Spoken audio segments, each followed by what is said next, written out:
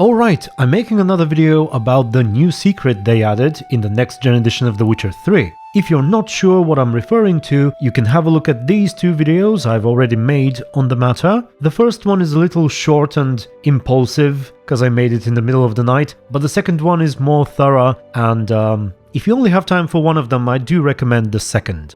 Shit. But since then, I keep getting questions about it. People want to know if there is anything new, am I doing anything more to figure it out, and so on. Now, I have been doing a little bit, and with a couple more recent developments, I think that's enough to warrant another video on the subject. So, we've recently had the most substantial patch since the next gen edition came out, and there are some small changes that are not part of the official patch notes. You know, such as the roadblocks they added to prevent us from exploiting Ciri, which you can see in my previous video. However, messing around with her is not the only thing I've been doing. I have also been redoing some of my experiments to see if anything new or different shows up, and so far this is the only thing I noticed. The specters can no longer be killed with the piercing cold. For those of you who don't know, they are basically immortal, even console commands cannot kill them, but we ended up discovering two ways to do it. One was by spawning companion NPCs who are actually capable of killing them, but it is technically something you cannot do without mods or console commands. Maybe you can Axie the Peller's goat all the way here, but the other way, which is legitimate, was precisely the piercing cold mutation. It actually made the Wraiths vulnerable to Ard. And that caused quite a bit of speculation. However, this is no longer the case. The mutation no longer kills them. So I guess this goes to show that CDPR insists on these Wraiths not dying. So perhaps their presence here is truly significant for whatever is actually going on in this place. Another thing that we found, which is not actually part of the latest update, is the texture inside the triangle. These lines are indeed from the cyberpunk statue, but the flames behind them are actually from the Temple of the Eternal Fire in The Witcher 3. Everything else in the drawing is referring to vampires, but apparently there is at least one clue that might lead to the witch hunters. Sadly, I wasn't able to find anything new or interesting when roaming around the place. Other than that, I still believe the key lies within figuring out what the letters are supposed to mean. I've had several people contact me suggesting theories and interpretations, some of them rather elaborate actually, and they almost always involve the meaning of Glagolic letters, as shown in this table, for example. However, so far, the results have not been terribly satisfying, in my opinion. Even though I do admire the ingenuity of my viewers, I have a feeling that we're going a little too far here. We should also consider the fact that what is written as meaning on this page can be a little misleading. These words are the rough translations of the Slavic words that were used as names for every letter. And I do believe that the primary reason why they were chosen was because these words began with the sound that the letters were supposed to make.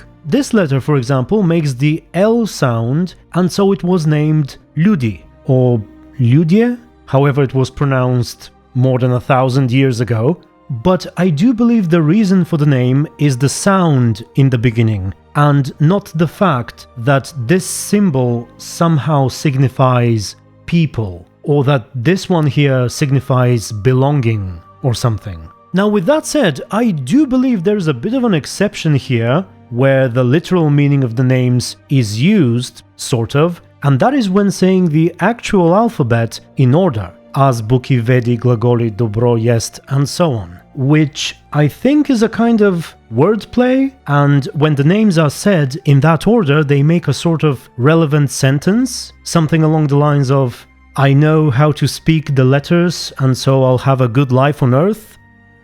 Gosh, I'm probably making a fool of myself here, because this really isn't my field of expertise, so excuse me if I'm missing the mark, and I hope anyone in the comments can share more about these things, but the main point I'm trying to make is that these symbols were not generally used on their own to convey the literal meaning of their names. And I suppose this doesn't necessarily mean that this is a wrong interpretation. Not at all. It's possible that CDPR intended this puzzle or cipher to be solved precisely using that method. But given the way the Glagolic script has been used in the game so far, as well as my history in dealing with Witcher secrets and details, I'm somewhat skeptical. So I'm leaning towards the idea that the solution is a little more straightforward and not necessarily requiring deeply symbolic interpretations, though I could be wrong, of course, and I'd be the first to admit it if that's the case.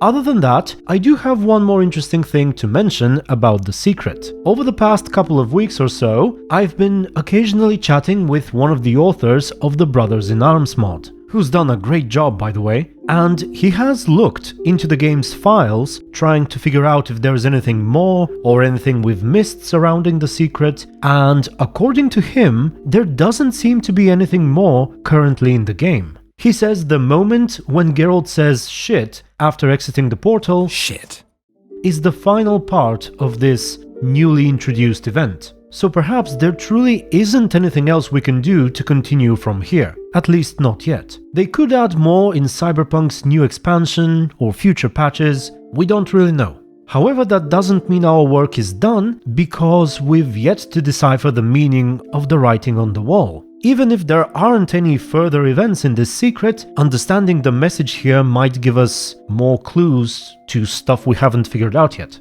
Now I should say that there have been people who suggested that perhaps there isn't any meaning, and CDPR are simply messing around with us. And I gotta tell you, that has crossed my mind as well, and while I did not notice the Cyberpunk statue in my first playthrough, I do think that the writing beneath it is legitimate. I've read suggestions that it's simply one of the many bugs on launch, and it's true that, especially on consoles, there were plenty of missing or broken assets, red boxes flying around and whatnot.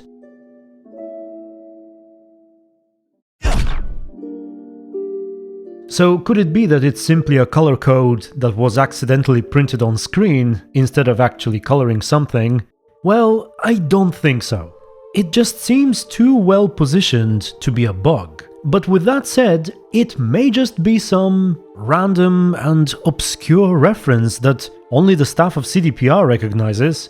Maybe the artist who modeled this statue wore a pink shirt, or, you know, not necessarily a deeply mysterious message. However, the players perceived it that way. Until recently I was unaware, but there's apparently a subreddit dedicated to it trying to figure it out. So I think it's possible that CDPR did not initially intend for this to be a secret, but when people assumed that it was, the developers decided to play along, basically. So feel free to tell me how you feel about all this. Do you think it's possible that these Glagolic letters don't actually have any meaning? Or maybe they do and they stand for something that requires a multi-layered interpretation to properly understand. Also, finally, to address something, few people have been correcting me that I shouldn't be saying Glagolic, but rather Glagolitic. And the reason why I say Glagolic is that even though the original Latin word contained the tic part, it has basically disappeared in Bulgarian and pretty much all modern Slavic languages. Again, I'm not 100% sure, but as far as I know, the word we all use is not Glagolit, but simply Glagol. And so, based on the way we form the names of other scripts in English, I find it more natural to say Glagolic. And that's it, really. So with that said, thank you very much for watching, and until the next video, stay tuned and be good.